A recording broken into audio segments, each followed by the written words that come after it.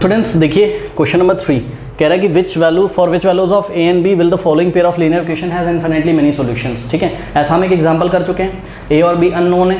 ठीक है ना, तो ए और बी में कितनी इक्वेशंस बननी चाहिए? 2, और दोनों इक्वेशंस को हम एलिमिनेशन मेथड से सॉल्व कर लेंगे तो ए और बी की वैल्यू आ जाएगी। बात समझ में आई? तो ये आपकी फर्स्ट इक्वेशन, ये second equation, infinitely many solutions का केस लगा देते हैं। क्या होता है बताओ? होता है a1/a2 is equals to b1/b2 is equals to c1/c2। तो दिस इम्प्लाइज व्हाट? a1/a2 मतलब फर्स्ट इक्वेशन में x का कोफिशिएंट क्या है? 1, कुछ नहीं है मतलब 1, तो 1 upon what is a2।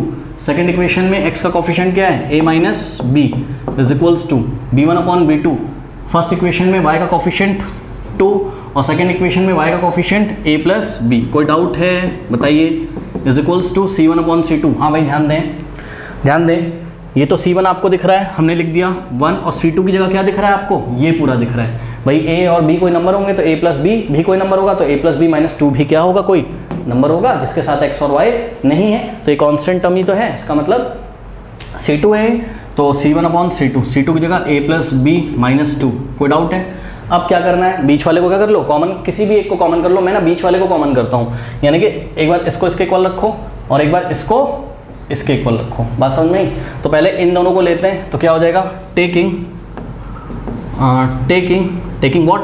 Taking 1/a minus b is equals to 2/a plus b। Cross multiplication करा दो, आता है कराना? क्या हो जाएगा? इसको इससे कर दो, चाहे इसको इससे कर दो, किसी को किसी से कर दो। तो इसको इससे कर रहे हैं पहले, यानी कि 2 in the bracket a minus b, फिर इक्वल्स लगेगा। और सुनो, 1 को इस ब्रैकेट से मल्टीप्लाई करोगे, इतना ही तो आ जाएगा, 1 इंटू समथिंग वही आ जाएगा। 1 इंटू 4 4 होता है, तो 1 इंटू a प्लस बी क्या हो जाएगा? a प्लस बी ही हो जाएगा। कोई डाउट है? अब इसको सॉल्व करते हैं। 2 इंटू a क्या होता है? 2a plus minus minus 2 into b, 2b is equals to a plus B. Solve करते हैं, 2a आएगा लेफ्ट में तो माइनस a, ये हो गया माइनस 2b यहाँ पहले से था, b को लेफ्ट में लेके आया minus b is equals to what? 0। 2a minus a होता है minus 2b minus b minus 3b। भाई माइनस b के सामने कुछ नहीं तो माइनस 1 मानेंगे ना हम। माइनस 2 माइनस 1 क्या होता है? माइनस 3 ही तो होता है, और साथ में b लगाए दोनों के साथ, तो b लगा देंगे। कोई डाउट है? तो फर्स्ट इक्वेशन आपके पास क्या बन गई है? a और b में a minus 3b is equals to, suppose इसको हमने इक्वेशन 3 बोला, क्यों? क्योंकि फर्स्ट और सेकेंड हमने इसको माना था। कोई डाउट है बताइए? हाँ, कोई डाउट है? इतना कॉपी कर लीजिए, ठीक है, कॉपी करिए इतना। हो गया? अब देखो, नाउ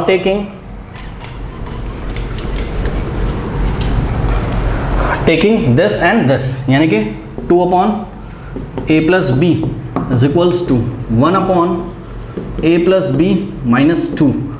हाँ, मल्टीप्लाई करो इसको इससे, अरे किसी को भी किसी से कर लो यार। तो इसको हमने इससे कर लिया, यानी कि 2 in the bracket a plus B minus 2 is equals to, ध्यान दें, a प्लस बी इंटू 1 क्या आ जाएगा? a plus B.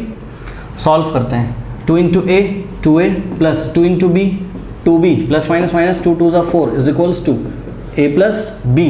अब ये हो जाएगा आपका क्या? 2a आएगा लेफ्ट में तो 2a minus a plus 2b b आएगा लेफ्ट में तो माइनस b, और माइनस का 4 तो लेफ्ट में था। कोई डाउट है? कुछ नहीं किया, -4 लेफ्ट में था, a को बस लेके आए a के पास तो 2a माइनस a, और b को लेके आए 2b के पास 2b माइनस b। कोई डाउट है? अब देखो 2a माइनस a क्या होता है? a, क्योंकि 1 के a के सामने क्या है? 1, 2 माइनस 1 1 होता है, 1a 1 लिखा नहीं जाता है तो a। 2b minus b minus 4 is equals to 0। तो यहाँ से क्या आ जाएगा? a plus b is equals to क्या आ जाएगा? 4 आ जाएगा। आ जाएगा कि नहीं आ जाएगा? हाँ, 4 को राइट में भेज दो, तो यहाँ से आ गया आपके पास a plus B is equals to 4। This is equation 4th। Now अब हमने क्या किया? a minus 3b is equals to, is equals to में क्या था? 0 था ना, मैंने लिखा ही नहीं। चलो, इज इक्वल्स टू में 0 था, लिखा नहीं मैंने। चलो अब देखो, a minus 3b is equals to 0, ये थर्ड इक्वेशन थी, और फोर्थ इक्वेशन है आपकी a plus B is equals to 4। ध्यान से चेक करिए, यहाँ पे a का कोफिशिएंट 1, यहाँ पे भी a का कोफिशिएंट 1 है, तो हम सिंपली क्या कर सकते हैं? सब्ट्रैक्ट कर सकते हैं। सब्ट्रैक्टिंग, तो लिखते हैं हम अपनी कॉपी में क्या? सब्ट्रैक्टिंग। किसको सब्ट्रैक्ट कर रहे हो? 4th को। किस में से? फ्रॉम 3rd में से। जिसको सब्ट्रैक्ट करते हैं उसको नीचे लिखते हैं, और जिसमें से सब्ट्रैक्ट करते हैं उसको ऊपर लिखते हैं। और साइन किसके चेंज होते हैं? जिसको सब्ट्रैक्ट करते हैं, यानी कि नीचे वाले के।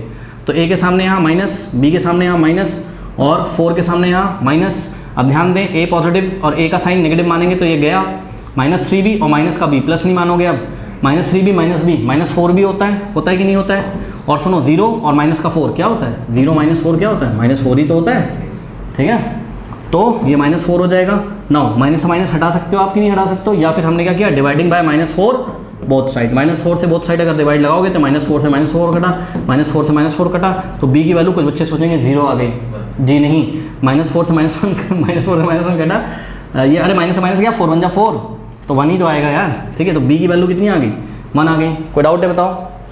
हाँ, अब आप b की वैल्यू चाहे उठा के कहाँ रख दो, इक्वेशन नंबर 3 में, या आप एक और काम कर सकते हो, इक्वेशन नंबर 4 को पहले किससे मल्टीप्लाई कर दोगे? 3 से। तो एलिमिनेशन मेथड से ये दोनों सॉल्व, जैसे हो करना हो आपको वैसे कर लो। तो मैं ना एलिमिनेशन से ही करके दिखा देता हूँ। थर्ड को तो मैंने ऐसे ही उतार दिया, a - 3b = 0, और फोर्थ इक्वेशन को मैंने 3 से मल्टीप्लाई किया पहले, तो a + b = 4 था, इसको मैंने क्या किया, 3 से मल्टीप्लाई, लेफ्ट में भी राइट में भी, तो 3 × a 3a और प्लस 3 × b 3b = 4 3 = 12। ऐसा मैंने क्यों किया? फोर्थ वाली कैसी बन गई? 3a + 3b। ऐसा मैंने क्यों किया? ताकि b के कोफिशिएंट क्या हो जाए, सेम हो जाए। देखो यहाँ ऊपर 3b था, इसलिए मैंने नीचे इस b के सामने 3 लाने के लिए पूरे को 3 से मल्टीप्लाई किया। अब ऐसा करने से सब्ट्रैक्ट नहीं करना है, ऐड करना है। क्यों? क्योंकि यहाँ पर b के सामने नेगेटिव है और यहाँ पे b के सामने पॉजिटिव है। जब साइन अपोजिट होता है तो सिंपली हम ऐड कर देते हैं, कोई साइन चेंज नहीं करते हैं, ठीक है। तो a + 3a क्या हो जाएगा? 4a -3b + 3b कैंसिल, और 0 + 12 क्या होता है? 12। Not dividing by 4 both side, इस 4 को उधर भेज दो, या 4 से आप बोथ साइड डिवाइड लगा दो, 4 से 4 कैंसिल, तो a की वैल्यू कितनी आ गई? 4 1 = 4 और 4 3 = 12, यानी कि a की वैल्यू क्या आ गई? 3 आ गई। तो आप अपने आंसर में क्या लिखोगे? The required value of a is 3 and b is = 1 for which the given system of linear equation has infinitely many solutions. कर लीजिए।